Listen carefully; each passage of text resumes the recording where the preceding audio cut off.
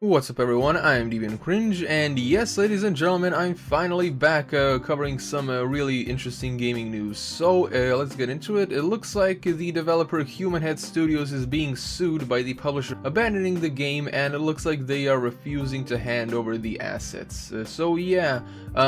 Before I start, usually, when it comes to these publisher-developer, relations and all that, whenever something like this comes up, I, like a lot of people, always side with, like, the developer, because a lot of the times publishers show that they pretty much mistreat the developers and all that. Human Head is basically just, stopping their feet and being like a petulant child, and refusing to comply and all that. So yeah, they're getting sued. Plus, Human Head Studios really is not doing anything major, and with this action, like abandoning the development of Rune 2, yes, they've essentially gone really lazy. So yeah, that's what's going on. I actually played Rune 1 and I saw gameplay of Rune 2, and honestly, it's looks like a PS2 game essentially. Yeah, it's really terrible, a huge letdown. So yeah, that's basically what's going on. Okay, so it says the launch of the Viking action RPG Rune 2 was an odd affair to say the least. On November 12th, the game went live on the Epic Games Store. That's another screw up that they did on the Epic Games Store. On November 13th, literally the next day, developer Human Head Studios closed its doors, and then also on November 13th, literally the same day, reopened its doors as Bethesda owned Roundhouse Studios. The day after all of that, Rune 2 publisher Ragnarok Game reassured everyone that despite the loss of the developer, the game would continue to be actively supported with planned post-launch content. It also made clear that it had no idea that any of this was coming, saying in a statement that, quote, "We found out about this news when you did." So yeah, this is quite an ordeal, ladies and gentlemen. Human Head Studios, honestly, in this aspect, they're obviously in the wrong here, but at the same time, honestly, you can't help but feel really terrible for them as well, because as you all know, Human Head Studios was supposed to make the Prey that we all wanted to play, Prey 2.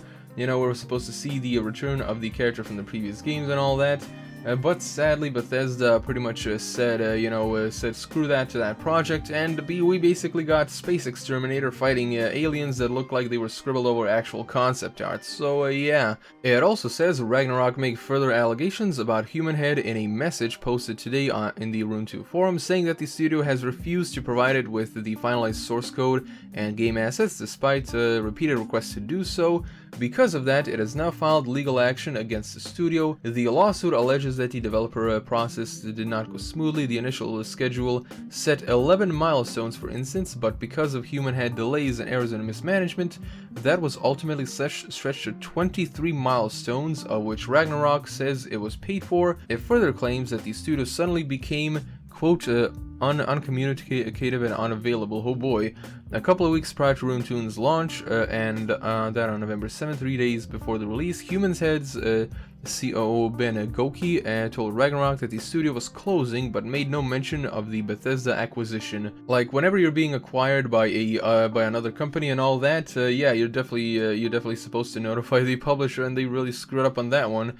It further says Roundhouse Studio and Human Head have the same exact business address, 1741 Commercial Avenue, Madison, Wisconsin.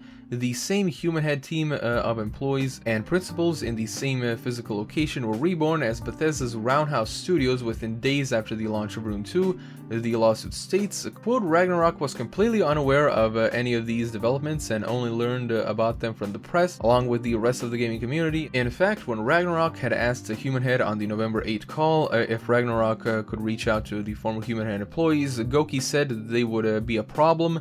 The problem Goki knew but didn't mention was that the employees were or would soon be Bethesda employees. Oh yeah.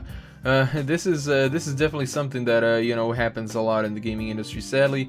All of a sudden, boom, you're working somewhere else, or you're like an employee of some other company. Ragnarok believes that Human Head is now refusing to turn over the Rune 2 assets in order to coerce Ragnarok to make payments for Human Head's incomplete deliverables. The suit also alleges that despite now being owned by Bethesda and against Ragnarok's instructions, Human Head, quote, not only continued to change the code, but even uploaded and attempted to launch an altered, unapproved Rune 2 build to the Epic Games Store staging. Oh boy. Like, honestly, I really don't even know why the hell anyone would want to launch anything on the Epic Games Store, given the current bullcrap that's flying around on that place and all that. But sadly, Sadly, some companies still do, but hey, you know, like releasing it on the Epic Game Store isn't the problem here now, is it?